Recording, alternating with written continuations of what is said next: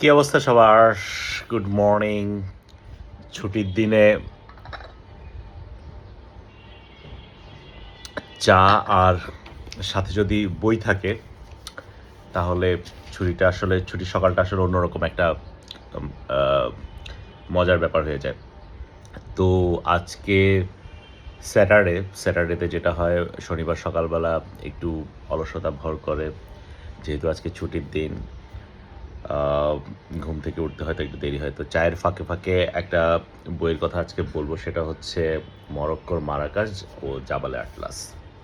জাবালে আটলাস হচ্ছে একটা পাহাড়ের নাম। সেখানে ট্র্যাক করতে হয়। সো নিয়ার মারাকেশ, আ মরক্কোতে।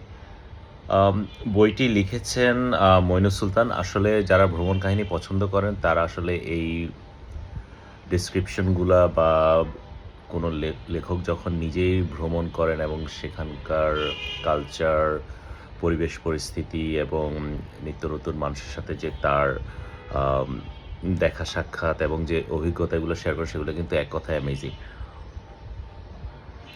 আমার কাছে যেটা মনে হয় যে সেই ক্ষেত্রে আম লেখক আসলে একদম খুব সুন্দরভাবে এই বর্ণনাটা করেছেন। মরক্কোর মারাকাশে উনি যতদিন ওনার কাজের ফাঁকে ঘুরতে পেরেছেন। আর এর বাইরে মইনুস সুলতানের আরও অনেকগুলো বই আছে যেগুলো বিভিন্ন দেশে উনি গিয়ে উনি লিখেছেন। আমি ১টা ২টা হয়তো পড়েছি, বাট সামনে আরও পড়ার চেষ্টা করব। ভালো লাগে। আপনার কাছে মনে হবে যে মানে আপনি ওনার সাথে ওই জার্নিতেই চলে গেছেন। সো এ হচ্ছে আপাতত, যারা এখনো পড়েননি তারা পড়তে পারেন। এটা হচ্ছে বাতিঘর থেকেই প্রকাশিত।